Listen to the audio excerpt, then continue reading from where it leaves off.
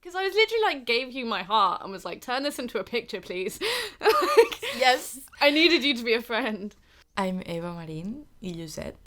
I am an artist and my main focus right now is illustration. I am Izzy Inkpen and I'm a poet and interdisciplinary artist. When I wrote the poems, I was experiencing a lot of emotion. I was in love and feeling all of the possibility and excitement of that. I was scribbling them on the bus. I was using my lunch breaks at work to work on them. And they were like spilling through all of the cracks. They were an expression of pure joy. Like excited serenity. I know that's an oxymoron. Excited serenity.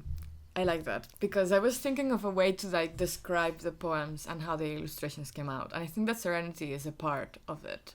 Like they're very peaceful. I just started reading the poems and things started coming to my mind.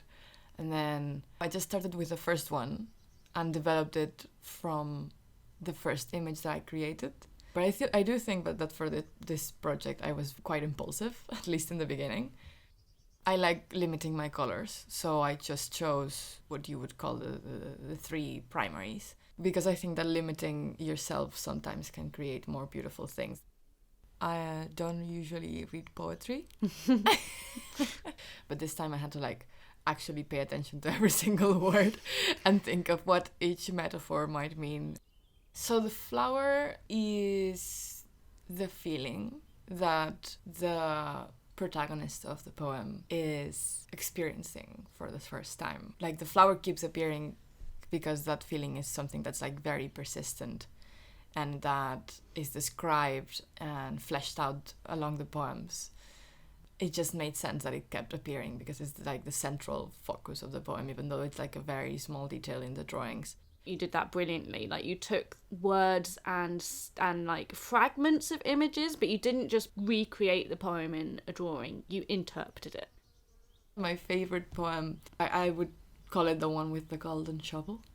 That one is like particularly just gave me like a rush of like feelings.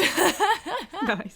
I'm also fond of the middle one because all of the poems came out very spontaneously. I hardly had any drafts, but that middle one, I actually wrote 2 versions before I got that final version. Because it's a golden shovel, you've got that very strict structure that I had to keep to.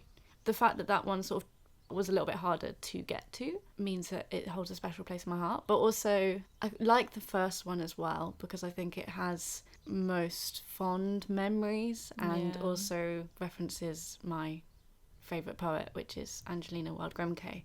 She has a beautiful poem called El Beso, and I sort of make a reference to it, but like my own memory of the kiss. It's a little bit weird to know that people are going to sort of have this little window into these very personal emotions that I experienced, but I'm putting them out into the world because I think that they articulate something that a lot of people have felt or will feel one day. So it's emotionally exposing, but it's worth it. Because it talks about something that you either long for or have felt before, and it makes you feel less alone. I'm happy that your poems come with illustrations. If people like me, who could enjoy the poetry, are enticed by art, they could find it easier to get into the poems or get into poetry through visual stimuli. I wanted to have them illustrated because, as you know, I set some of the poems and like the refrains to music. And I thought, well, what's the best tangible equivalent of that I can think of? Illustrations. And it's not that you're sort of purely there to replace the music, but I think like you've added another dimension to the poems. The gender neutralness of the poems was very deliberate and not in a way to make them more relatable, but in a way to make them more accurate to you. It's like you're the person who wrote them and you're a non-binary person. I think our insistence in keeping things gender neutral is part of our lens, the way we see our own stories, the way we see relationships. It's very much tinted by our queerness, even if it's not super apparent. I'm so proud of you. I'm so proud of you. Such a great job. Yeah, too much love. Too sloppy.